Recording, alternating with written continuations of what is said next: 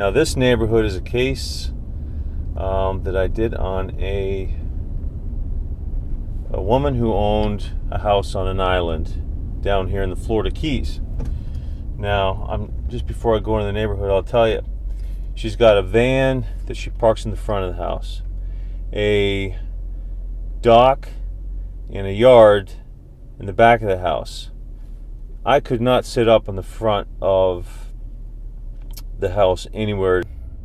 All right, now I tried sitting down at the end of the street here somewhere, even on this lot, but apparently the neighbor owns the lot, and had one neighbor ask me if they could help me. Once that happens, and then of course when I changed position, she went over and talked to another neighbor. So to avoid getting this neighborhood heated up, I had to choose a long distance position. Now there's her house there, that yellow house with the white roof.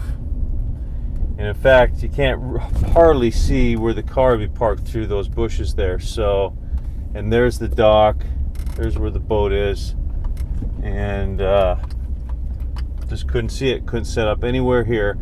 So let me show you exactly where I set up. It's completely off the island. The island only has one exit, and so it's a great way to see her leaving and to see her backyard with the dock and everything. Another thing I did when I was on this island is I went around this whole island. It's a very small island. Went around the whole island, looked for vans that looked like hers. I did not find any that looked like hers, so that when I set up to watch the exit and watch the back property at the same time, I felt very comfortable that I would not be following out phantom vehicles down the street, because you keep following vehicles, catching up to them, looking at the tag, and seeing that it's not your subject. Every time you come back, you're going to have to drive by the house to make sure that the person's still there. Plus the fact you might come back, drive by the house, and see they're no longer there. You were off chasing a vehicle with a similar appearance. So I am comfortable that there's no other vehicles on this little island that look like hers.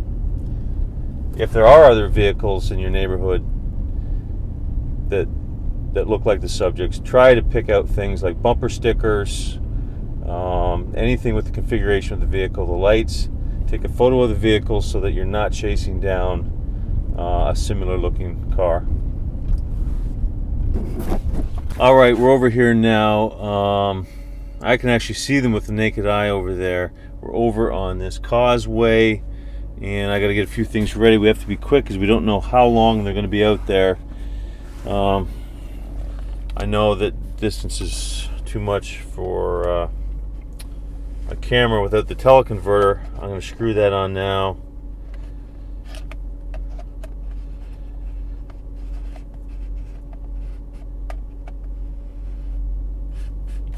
There we go. Got my bean bag. I'm not going to use my tripod because I see there's a rail over there. There's a lot of bushes here. We'll see if we can't find a place to put the camera down. So let's give it a try.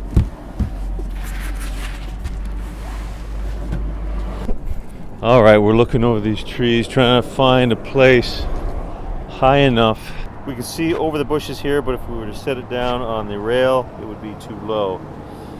Let me give you a view of what our environment is here. There's nobody around. This is a small little parking lot off of the highway. We got the Gulf on one side and the ocean on the other. We got to kind of move quick here though. So here are some of the obstacles we have to contend with. There it is. Way out there, it's a little yellow house. You're not going to be able to see it on this camera. But let's get set up here now. We're going to put our camera down on one of these posts with the beanbag.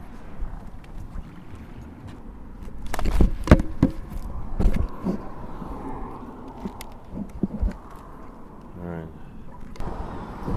Okay, here we go. We got the camera on the beanbag. You have to kind of wiggle it back and forth, get the little nest for it, and we're going to find that yellow house. It's a little difficult because it's so far.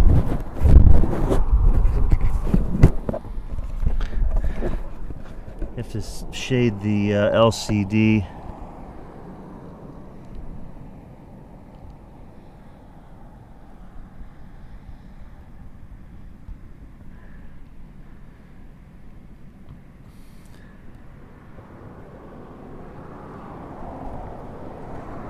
All right.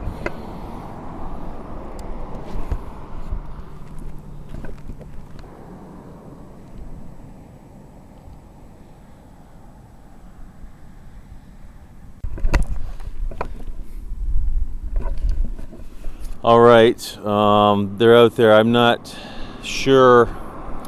We could actually get about 30 feet closer if we go down to the water, and I think that's what we're going to do. Plus the fact that there's some people behind me. If I was down by the water in the shade, I think it would help. Let's move this position here.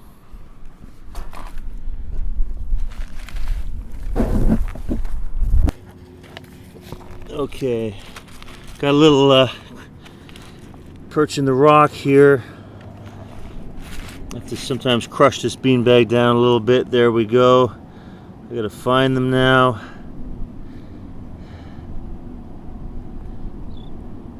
Zoom out a little bit into digital, but not too much into digital, because it'll start looking soft, especially when this goes on a bigger screen TV. Turn the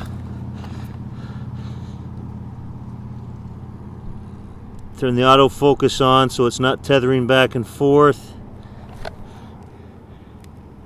I'll get this on manual focus.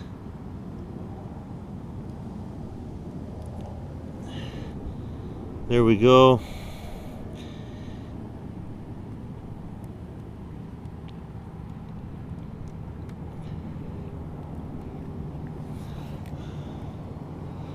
There we go.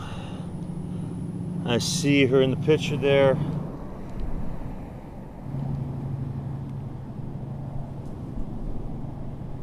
And they're still out there. You can see just a little bit better than you could. Actually, it's about 40 feet back, so this position does give a little advantage. And I just don't want to walk heavy around this rock here. It would create vibration on the camera. So we're in the shade now. Let's just sit and wait.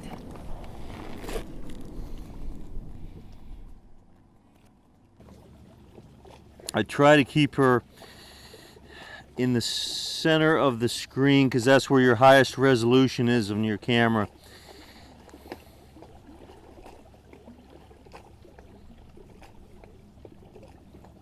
Now, to get this even better of an image, you can tinker around with the exposure. You can do a few things, change the coloring. Sometimes some camcorders have a setting where you go sharper of an image, and you may want to try that. After you get a bunch of footage, then you can start tinkering with the quality. It's hard to say how long they're going to be out here, so you want to get several minutes of film before you start tinkering to get a better image quality. But manual focus right off the bat is necessary, or else you'll see it going in and out of focus, especially with the teleconverter.